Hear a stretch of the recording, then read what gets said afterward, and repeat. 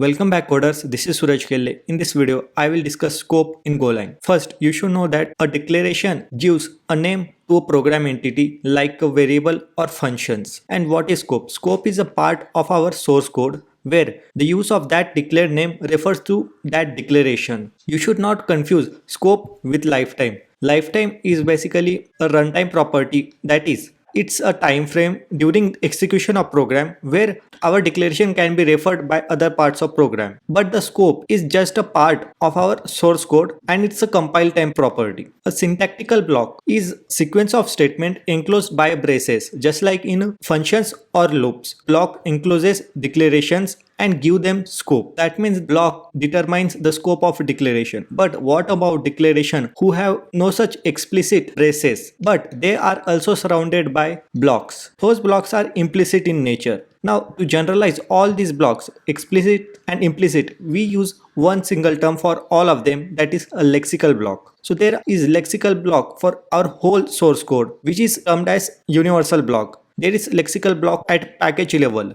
and there is also lexical block at file level. There is also lexical block for local variables. The built-in functions and types like int, constant, new, length are in universal block. That's why they can be referred anywhere in our program. The package level variables which are outside the functions, they are in package level lexical block, means that they can be referred by other files of the same package. Then there is a file level lexical block. The imports we make during our program imported at the file level lexical block. That is, they can only be referred in the same file, not other files of the same package. Then there are lexical blocks for every function, for each for loop, for each if and switch statement, and for each conditions. So to determine the scope, you should know about the lexical blocks. Our program can have multiple declarations with same name as long as they are in different lexical blocks. Suppose there is a declaration at package level, you can define a declaration with the same name at local level, and it is only possible because they are in different lexical blocks. Whenever our program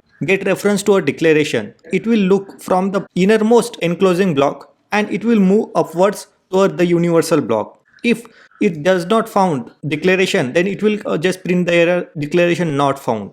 If it found a declaration at the innermost level, but the same name declaration can exist at upper level lexical blocks, then our compiler will choose the innermost declaration. Means that innermost declaration will shadow or hide our outermost declaration. You can also rename pre-declared functions, like suppose new. You can rename it in our local block so that compiler will hide built-in new function. In this example, we will look the declarations shadow or hide its package level declarations. First, we will declare package main import fmt. This is package level function and this is package level variable. Both are declaration with named f and x. Now in our function main, new lexical block has been created. And there is a package level lexical block for all over the package. Now here what happens, compiler will check, okay, there is no f exist in this lexical block. It will create a new declaration f, give its value f. Now here we are just printing fmt.println f.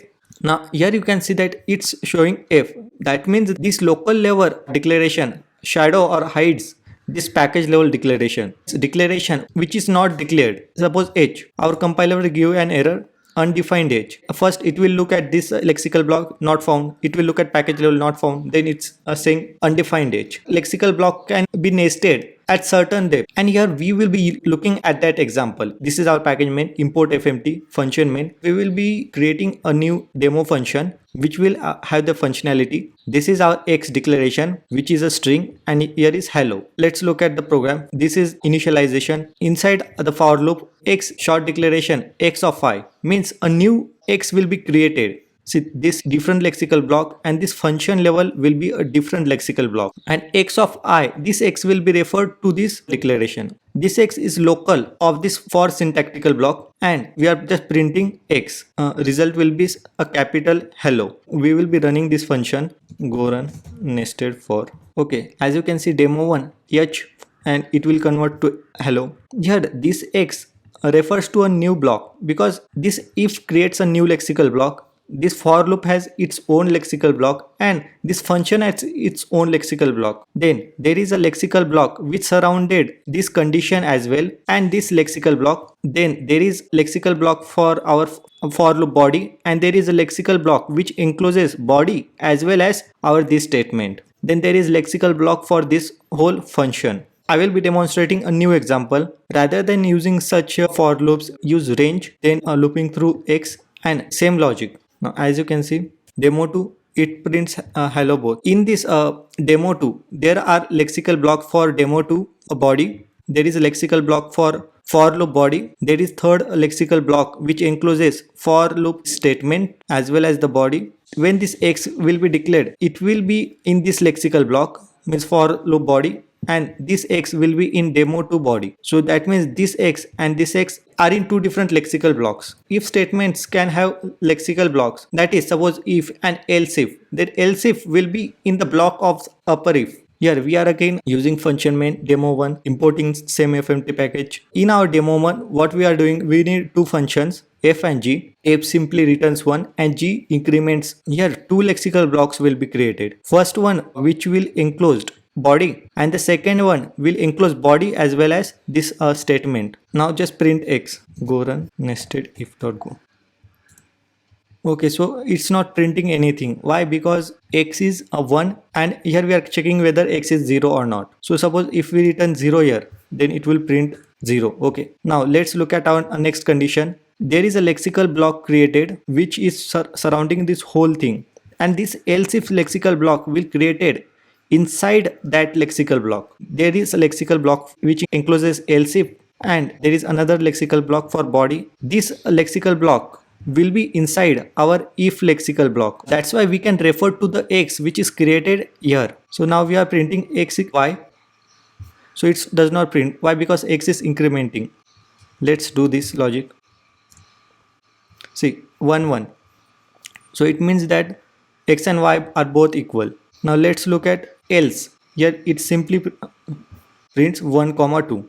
It means here also new lexical blocks created, but it will nested inside this lexical block. Now you can imagine how those lexical blocks are working in else if lexical block will only be till here. So here we cannot refer x and y. See, undefined x, undefined y. We are creating demo2 returning error and we are just importing a new package os. In f's we are opening and here we are checking condition. As I have explained, this f can be referred here. If we found any error, then it will just return error. And here we cannot refer this f outside the if lexical block. Let's check it out.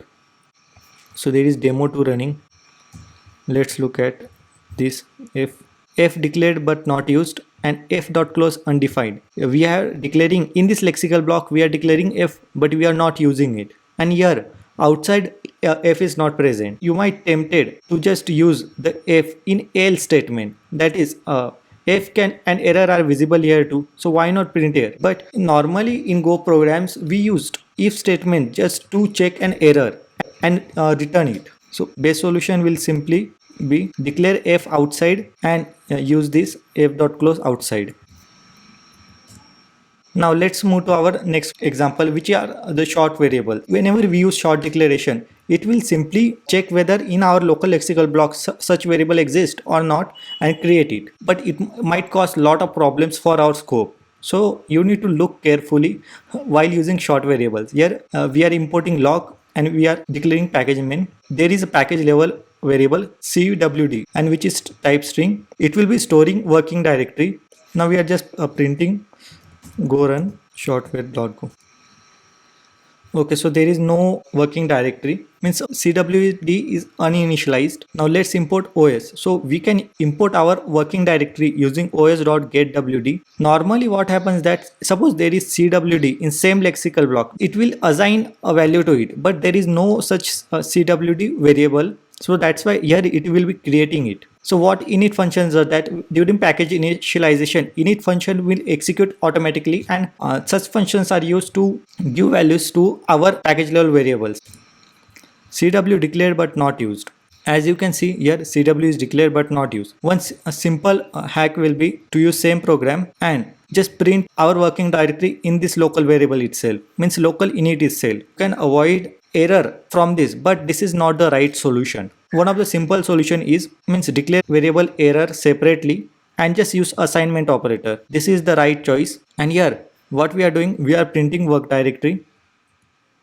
As you can see, our main work directory is returning means that is package level variable has been initialized successfully. In this video, I hope you have learned something new. To watch more such videos, subscribe to our channel 1 Minute Notes. Thank you.